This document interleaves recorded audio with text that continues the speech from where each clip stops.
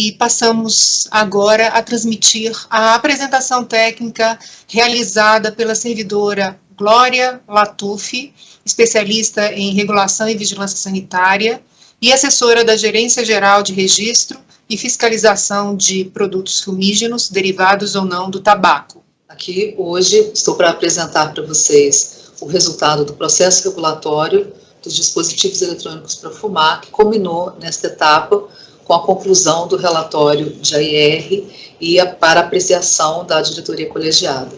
Antes de mais nada, eu gostaria de fazer alguns agradecimentos, inicialmente à nossa diretora supervisora, a doutora Cristiane Jordan, e a todos os outros diretores pela possibilidade da participação da área técnica. Gostaria também de agradecer ao gabinete do diretor-presidente, à assessoria de assuntos internacionais, à assessoria de melhoria da qualidade regulatória, à gerência geral de conhecimento, inovação e pesquisa e a assessoria do Sistema Nacional de Vigilância Sanitária. Todas essas áreas participaram em um ou mais momentos do processo regulatório, auxiliando a GEGITAB, a gerência geral onde eu atuo, na construção do documento, na realização de solicitações externas, etc. Então, agora eu vou compartilhar com vocês a apresentação, tentarei ser o mais breve possível.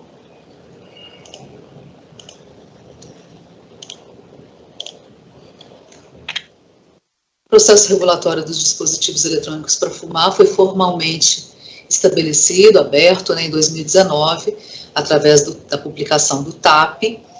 Aconteceram 2 audiências públicas. Em 2020, a avaliação dessas evidências recebidas nas audiências foram concluídas pela Fundação Oswaldo Cruz, em Brasília. Posteriormente, tivemos a contratação de revisões sistemáticas e pareceres independentes pela Anvisa.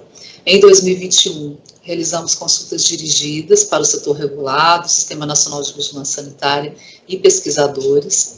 Concluímos o AIR parcial, o relatório de análise de impacto regulatório parcial. Recebemos também resultados parciais do estudo qualitativo de percepção do uso de DEVs, conduzido pela UFRJ, em grupos focais espalhados pelo país. Tivemos em 2022 a publicação da tomada pública de subsídios, onde foi possível a publicização do relatório parcial de AIR, para que toda a sociedade pudesse conhecer o seu conteúdo, enviar contribuições. Após 60 dias de término, que foi o prazo concedido para o recebimento das contribuições, concluímos o relatório de AIR e, neste momento, ele está para avaliação da diretoria colegiada e as etapas que se seguem dependerão do resultado da reunião de hoje. O TAP, então, publicado em 4 de junho de 2019, aproximadamente 3 anos e 1 mês atrás, o que denota o rigor, o tempo que foi necessário para a elaboração, para a coleta de todas essas evidências. Então, a gente acredita tecnicamente que o processo está maduro para a tomada de decisão.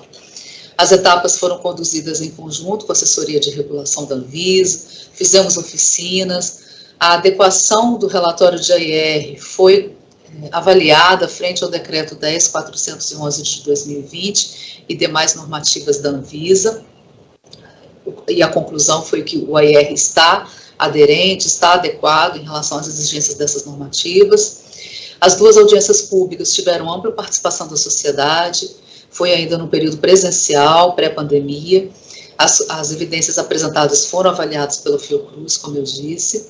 Os pareceres independentes foram solicitados em 2020, solicitamos ao Centro de Estudos de Tabaco da Fiocruz Rio, à Universidade Johns Hopkins nos Estados Unidos, à Universidade da Califórnia em São Francisco, a OPAS, Organização Pan-Americana da Saúde, ao Centro de Controle de Doenças dos Estados Unidos e a Faculdade de Medicina da USP, que tem um contrato com a Anvisa de prestação de serviços técnicos científicos.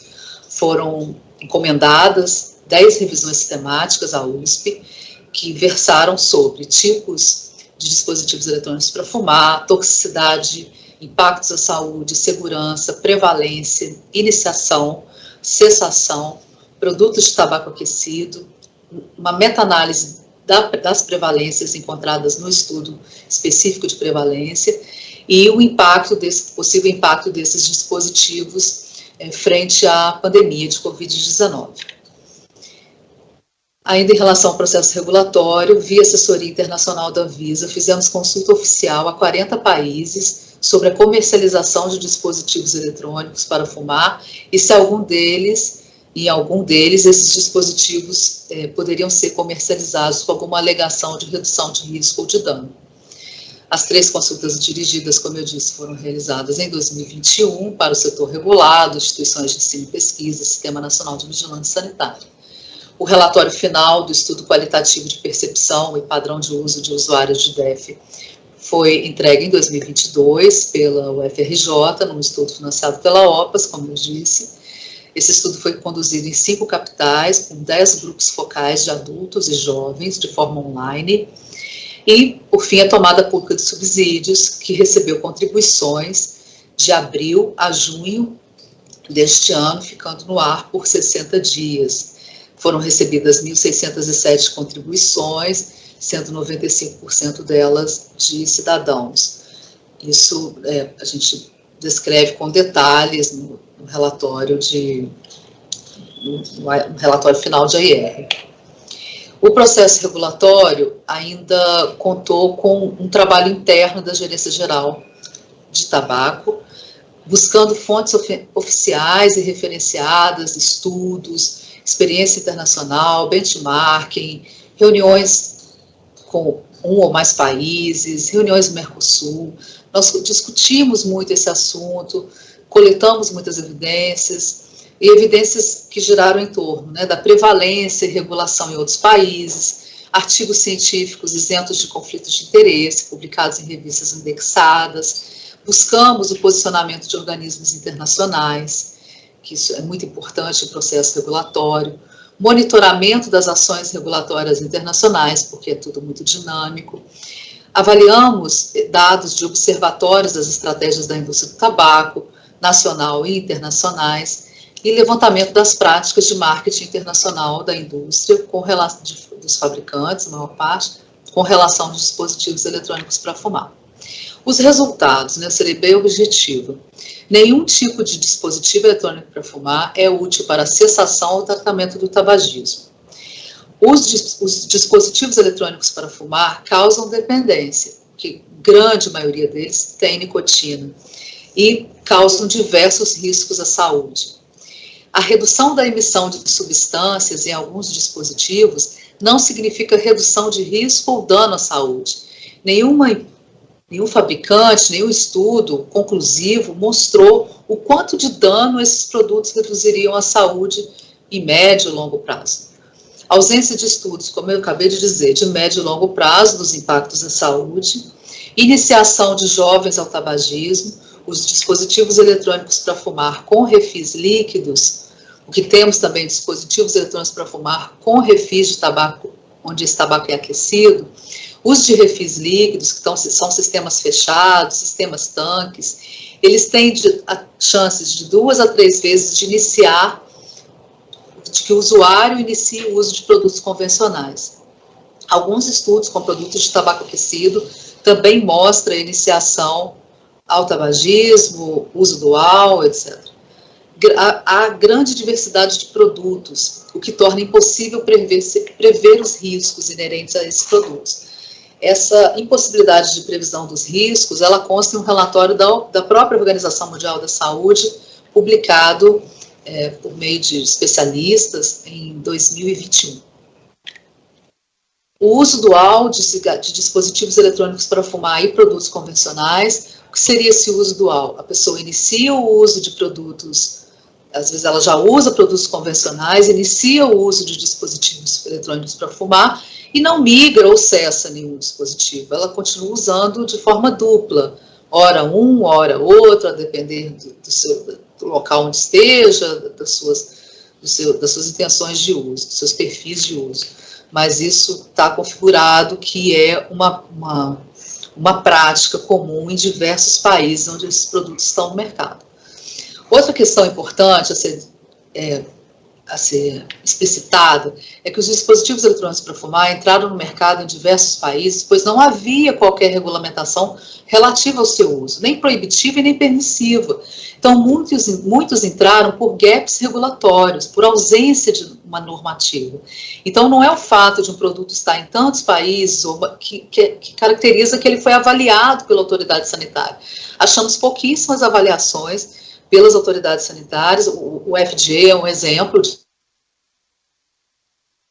publica isso em seus sites, mas mesmo esses países que publicam esses relatórios, eles contêm uma série de lacunas, uma série de dúvidas ainda sobre esses produtos a longo prazo, o que eles podem causar, a presença de substâncias que nem existem nos cigarros convencionais, às vezes aparecem nesses dispositivos, e não se sabe as consequências da exposição àquelas substâncias. Então, mesmo países onde houve aprovação, quando a gente vai ler o documento, a gente acha uma série de questões não respondidas. Então, isso está mais detalhado no relatório de AIR, disponível já no relatório prévio e no relatório final, que será disponibilizado posteriormente. Países onde os DEF estão sendo comercializados não os autorizam como produto de dano reduzido. Então, aqui eu cito alguns países: Estados Unidos, Austrália, Canadá, Nova Zelândia, países do Reino Unido e União Europeia. Os fabricantes não podem comercializar seus produtos com a alegação de que vai fazer menos mal do que o produto convencional, simplesmente porque não há estudo, não há comprovação dessa alegação. A autorização de comercialização de cigarros eletrônicos com refis líquidos e daqueles com refis de tabaco aquecido pelo FDA, como eu disse, ocorreu diante de informações ainda desconhecidas relativas aos produtos, algumas conhecidas, outras desconhecidas. A prevalência de uso dos DEFs no Brasil não está descontrolada, porque é uma questão que apareceu tanto na TPS quanto anteriormente, apareceu na mídia, como se o produto tivesse disponível para todos, e de forma descontrolada, e não é bem isso que as evidências de prevalência mostram, vocês verão a seguir. Em relação aos produtos, existe comprovação de risco de explosões, envenenamentos de alguns tipos de DEF. Estudo realizado no Brasil demonstra que os usuários não têm uma percepção de risco correta sobre os produtos, se sentem atraídos pelos aditivos de aroma, sabor, e não se acham fumantes, eles se acham vapers. Foi criado esse termo, esse verbo vapear, e as pessoas se apropriam disso e tentam descolar essa questão do tabagismo, do vício, da dependência. Ações de marketing são destinadas a públicos jovens e a mostrar que os produtos são uma alternativa menos danosa, o que não é comprovado pela ciência. Há a renormalização do ato de fumar, com maior aceitação social e uso indevido em locais fechados. Estes são os principais resultados. Em relação à diversidade de produtos, eu apresento para vocês aqui um gráfico retirado da página do FDA. Até fevereiro de 2021, eles tinham recebido 58 mil pedidos de registro de cigarros eletrônicos com refis líquidos de nicotina. Esse número, até março de 2022, passou de 6.680.000. Então, aquela questão da diversidade já apontada pela OMS, ela pode ser vista aqui na prática. E também na Holanda, estudos avaliaram cigarros eletrônicos disponíveis no mercado e a quantidade de aditivos, de aroma, de sabor que esses produtos teriam. Então, mais de 20 mil líquidos e 250 flavorizantes, aditivos únicos. Então, a quantidade, a diversidade de formulações, ela realmente impossibilita, não há estudo para tudo isso, nem aqui, nem no mundo, nem nos países onde foram registrados. E aqui a prevalência no Brasil, que saiu muito na mídia, o produto está aí, está sendo usado. Aqui são os dados oficiais das pesquisas de prevalência. A pesquisa da Fiocruz de 2015, a pesquisa ITC em 2017, do IBOP 2018, a PNS 2019, a PENSE 2019. São pesquisas, as pesquisas que vocês percebem no gráfico na parte inferior, são as pesquisas com índices nacionais. Então, o índice nacional mais recente, dentre essas pesquisas, é o de 2019, com o valor de 0,64. Em relação aos valores superiores de 2,33, 2,54, 2,24, são pesquisas do Vigitel. Essas pesquisas, elas são realizadas nas capitais do Brasil. Então, a gente não pode extrapolar para o Brasil como um todo. E a pesquisa da Pense, né, que é uma pesquisa unicamente com público escolar, nacional, mas com público escolar, é de uso de cigarro eletrônico de cerca de 2,8.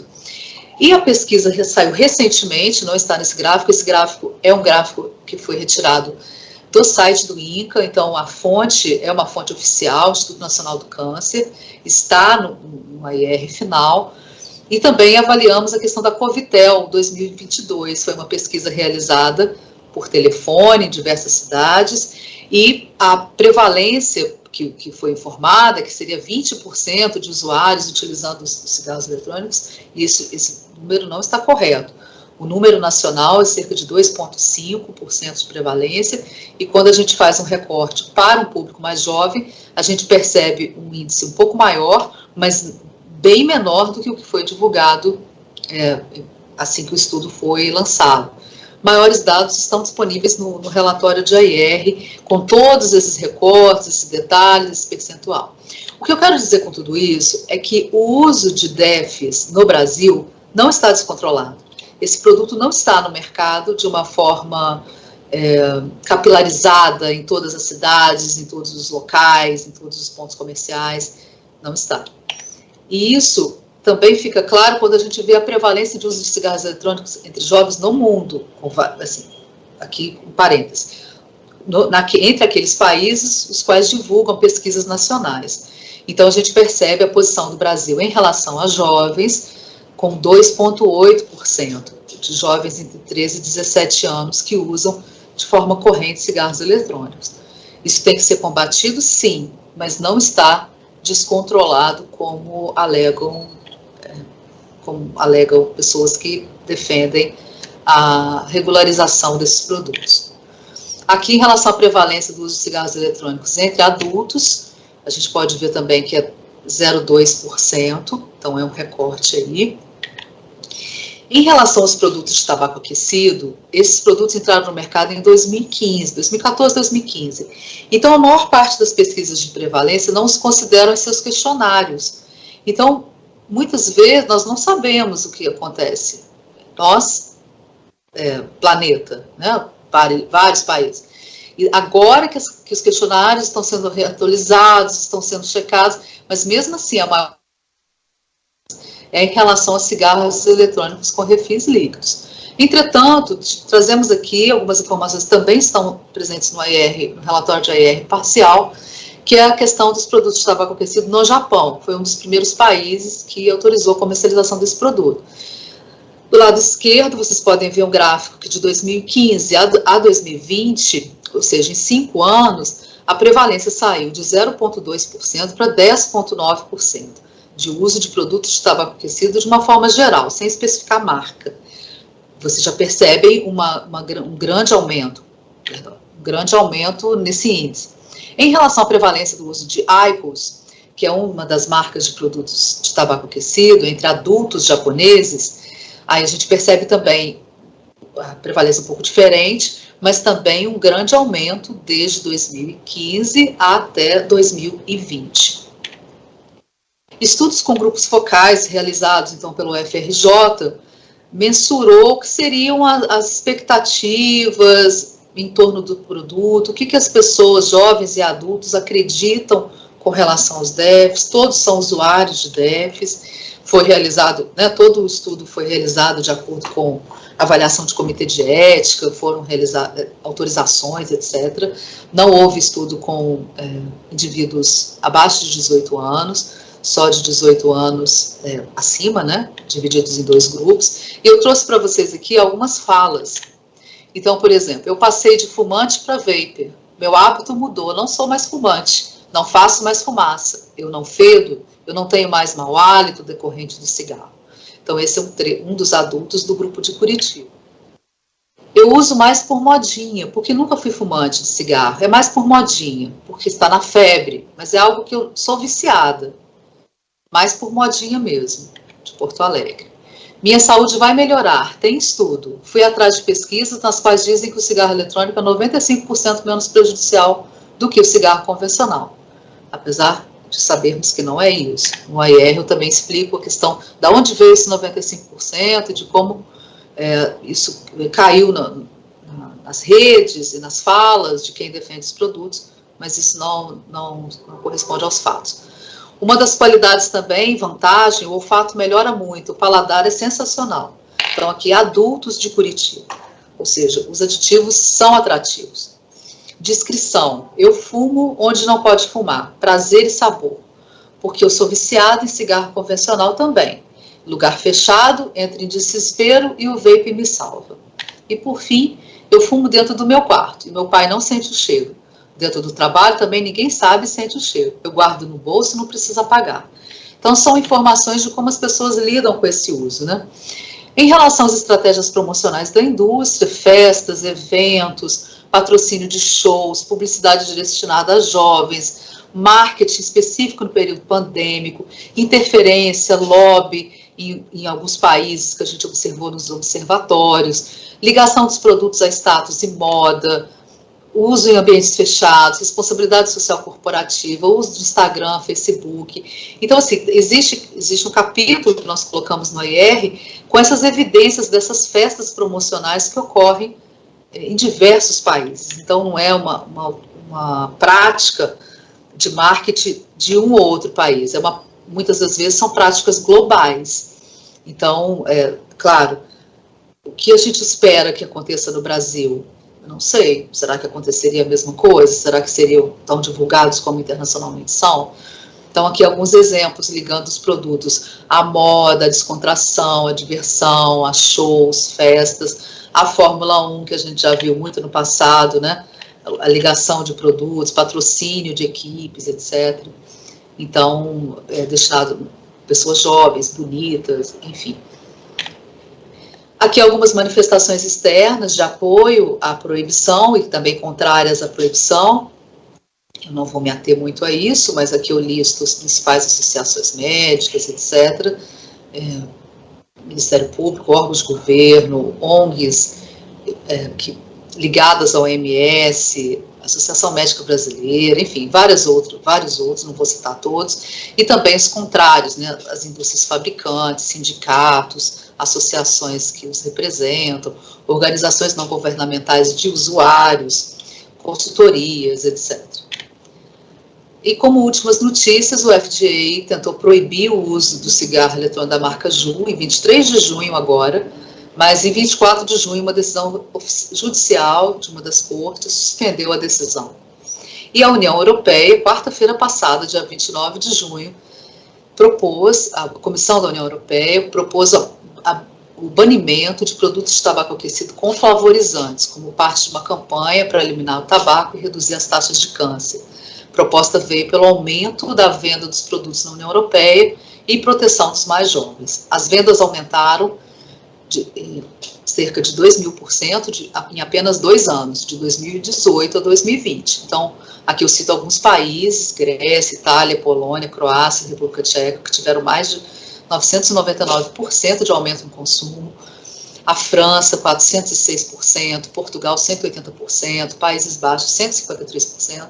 Então, nesse relatório existe toda a explicação do porquê dessa proposta da Comissão da União Europeia, em que mudaria o texto, e a questão é essa, proibição de produtos de tabaco aquecido com flavorizantes para todos os países do bloco. Ainda precisa ser avaliada essa proposta, e se avaliada, os países têm até 8 meses para implementá-las. E, por fim, a conclusão da área técnica é que a alternativa 2 do AIR é a recomendada. Essa alternativa 2 fala da manutenção da proibição dos DEFs e da adoção de medidas não normativas para a redução da oferta e da demanda. Ações de fiscalização em parceria com outros órgãos, campanhas educativas, ações junto ao Sistema Nacional de Vigilância Sanitária, reforço das ações em portos, aeroportos e fronteiras, porque esses produtos chegam por meio de contrabando. São algumas ações que estão detalhadas no AIR, também combate à venda pela internet, são ações que já estamos prevendo para a adoção dessas medidas não normativas, não só a Anvisa, mas diversos outros órgãos envolvidos. E não há evidências científicas que indiquem uma regulamentação diferenciada para dispositivos eletrônicos para fumar com refis líquidos, de tabaco aquecido ou para qualquer outro tipo. Então, a alternativa 2, que é a recomendada, ela indica a manutenção da proibição dos DEFs, como é hoje na RDC 46 de 2009, para todos os tipos de DEF. Agradeço mais uma vez ao espaço e passo a palavra para a coordenação da reunião.